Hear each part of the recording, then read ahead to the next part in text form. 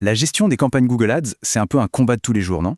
Il faut jongler avec les enchères, surveiller les mots-clés et surtout, veiller à ce que le budget ne parte pas en fumée.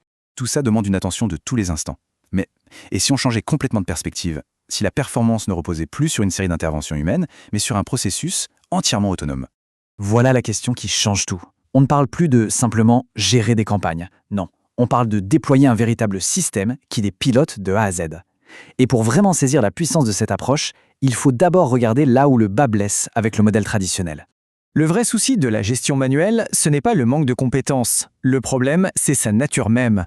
Elle est discontinue. On intervient par à-coups, par saccades, et entre chaque intervention, il y a des brèches dans lesquelles le budget et les opportunités s'engouffrent et disparaissent. Ce chiffre, il est assez parlant. 25%.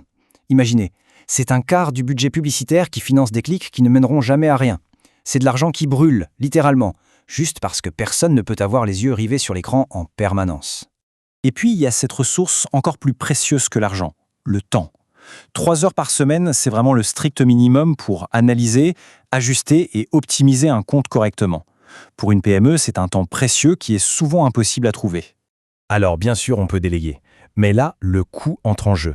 500 € par mois, c'est un tarif assez standard pour un freelance qui va intervenir quelques heures par-ci par-là. Le problème reste le même, ces ajustements sont ponctuels, alors que le marché, lui, il bouge 24 heures sur 24. Donc, si on résume, le point crucial est là. Le modèle classique est fondamentalement réactif. On corrige après la bataille, on analyse les données de la veille. Mais pendant ce temps, le système, lui, a déjà perdu en efficacité. C'est une course qui est en quelque sorte perdue d'avance. Alors, passons à la solution. Et attention, ce n'est pas juste un meilleur service, c'est un vrai changement de paradigme. L'idée, c'est de remplacer l'intervention humaine intermittente par un système autonome, une véritable infrastructure entièrement dédiée à la performance. Il faut bien s'arrêter sur cette définition. mCampaign, ce n'est pas un outil de plus, ce n'est pas un joli tableau de bord. C'est une infrastructure logicielle qui tourne en permanence, dédiée à un seul et unique client. On est dans une logique d'ingénierie appliquée au marketing. D'accord, mais alors comment ça fonctionne sous le capot? Comment cette infrastructure est-elle structurée? En fait, son architecture repose sur 3 piliers, 3 fonctions essentielles qui garantissent son autonomie et son efficacité.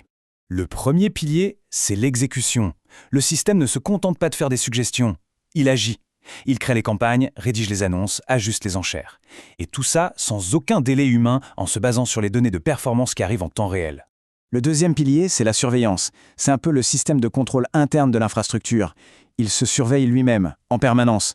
Si un coût par clic explose, ou si le budget du jour est atteint beaucoup trop tôt, il le détecte instantanément et il alerte. C'est le gardien de la performance et du budget. Et enfin, troisième pilier, l'optimisation. C'est la boucle d'apprentissage du système.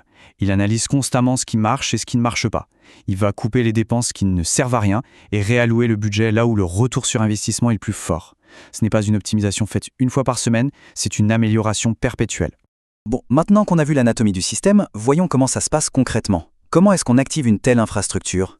Le processus de déploiement est très carré, il suit une logique d'ingénieur. On commence par une connexion sécurisée, on remplit un formulaire qui prend à peine 10 minutes, et à partir de là, un container d'IA dédié est déployé. C'est bien un système exclusif, ce n'est pas une ressource partagée.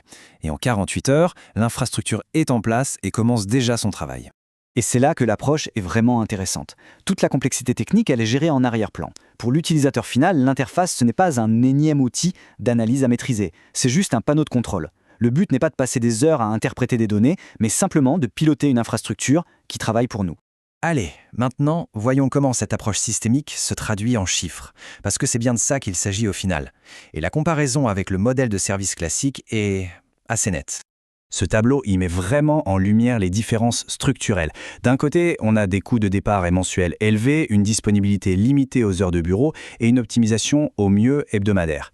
De l'autre, un coût d'infrastructure unique, des frais de fonctionnement très bas, une disponibilité totale et surtout une optimisation en continu. Pour que ce soit encore plus concret, ça représente une économie annuelle estimée à 2 400 € pour un plan standard. Et ce n'est pas de la magie, c'est simplement le résultat d'un changement de modèle opérationnel. L'efficacité du système se traduit directement en gains financiers. Cette citation du fondateur, je trouve qu'elle résume parfaitement l'esprit de mCampagne. Il ne s'agit pas de remplacer un humain, mais de faire un travail d'une manière qu'aucun humain ne peut faire, sans interruption, sans fatigue et sans facturer chaque minute passée. Finalement, tout se résume à cette question. Est-ce qu'on doit continuer à dépendre d'interventions humaines, qui sont par nature limitées et espacées dans le temps, ou est-ce qu'il est temps d'adopter une approche systématique où la performance est le résultat logique d'un processus d'optimisation qui ne s'arrête jamais ? La réponse semble inscrite dans la logique même de l'efficacité.